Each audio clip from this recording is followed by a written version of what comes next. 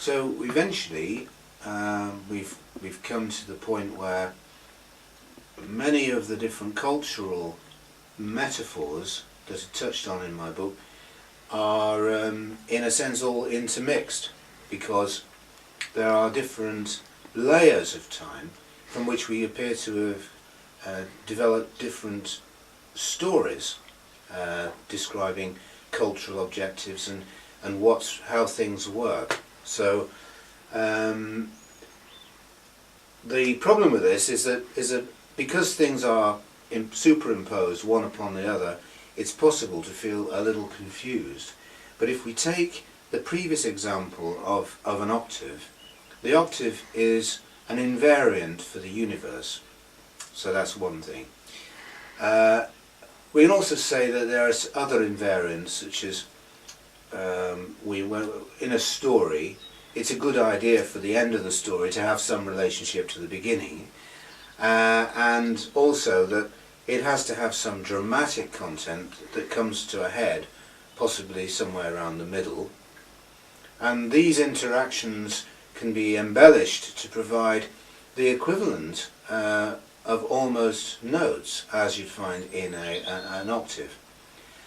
And the parallelism of writing the book that I was engaged in was that I wanted the book to reflect a dynamic approach towards parallelism, both in revealing these previous cultures, their techniques, and employing them myself.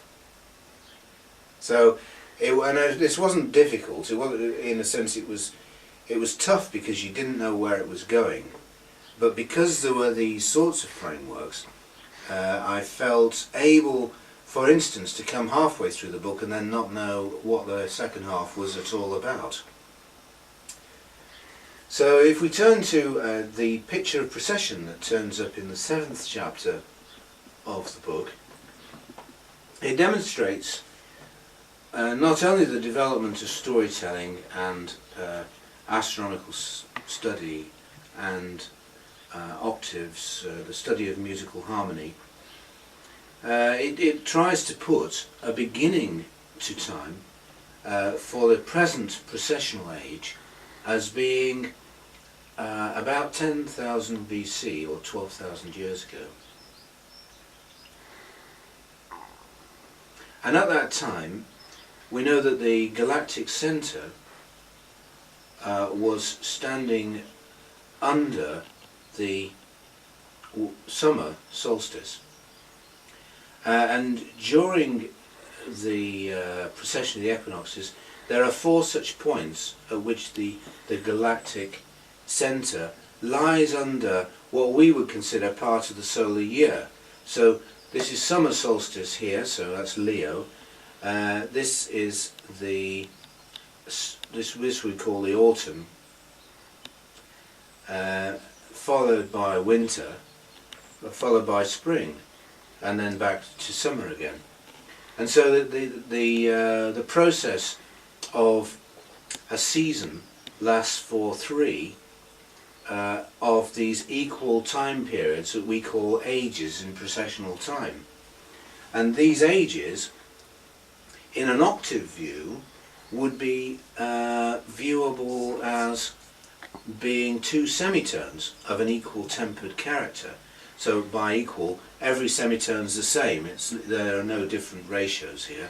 It's made up of 12 equal parts, the disc.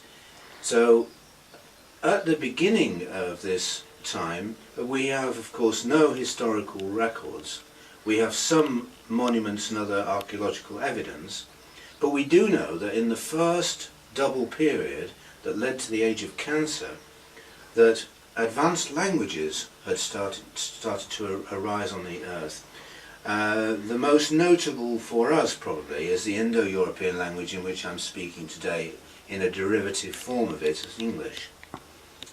And this wasn't necessarily the language that started the Neolithic in the Fertile Crescent, but the Neolithic was absolutely crucial in setting the tone, I think, of settlements, of aggregation of peoples, and of a broad storytelling culture from which we know there was an oral tradition that didn't need writing, and in fact, in a sense, didn't like writing, because writing was, well, they didn't know, or they hadn't invented it because they didn't need it. They had technicians and specialists and people who learned long stories or short stories, just as we learn short stories today, and can relate them to each other. Well, out of the Neolithic period of a gathering together, there's no explanation really for the megalithic, but that in the age of Taurus it was supported by an agrarian society, and its spare resources were used by an astronomical or other elite to build these highly technical monuments, probably for their purpose, not for our entertainment. So the megalithic culture proceeded out of, in a sense, the storytelling culture. And then we come to the point of having had two full notes, we come to the third stopping where there is a shock. And what I advocate there is that written history, mathematics and notation formed a kind of artificial moon for society, so that the shock required could be given very powerfully within the culture through the broadcasting and explosion of information that continued from that time on and grew very, very strongly, so that we now have records going right back to the Babylonians of arithmetic, which is a type of mathematics that not used really by the megalithic culture. We get sine and cosine tables, trigonometry, the development of accountancy and trade, and so all of this was like bridged, I believe, this semitone, and gave it that something else that was required.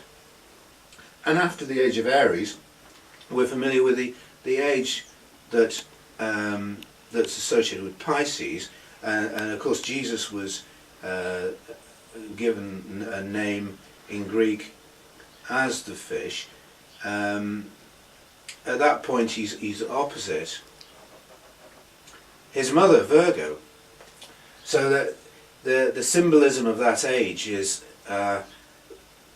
was largely dominated by ecclesiastical domination until the scientific age was born in the Renaissance. And so then we went from classical culture to the high-tech culture that we have today, and an information explosion of unprecedented levels, which you can see as being the results of written history and notation. And then we have the fabled age of Aquarius, which is what comes next. Well, in the story form, we know this as being equivalent to the square root of 2, and as being also the turn in a story. So the story has to turn back towards its beginning at that point, and this is a point of maximum disharmony, not the only, well, maximum disharmony, and on the other hand it's the whole potential and the central meaning of the story itself. And so in the book I try to point towards the developments may take place in which we can achieve the next note through the age of Aquarius by turning the world, the information bubble that we've inherited and helped to create, turn that into a kind of mental culture with new skills, and potentially those skills could be rather like logo visual thinking perhaps, or it could be the structural thinking of systematics. So the idea is that not to diminish the importance of something that currently appears to be a very small early development of something, but to see that this whole area of structural knowledge is where society could develop a better relationship with everything, and it could have effects on ecology, for instance. Instead of ecology having to be a legislative compulsion, there'd be an increasing ecological perception through understanding the structure of the biosphere and what was required.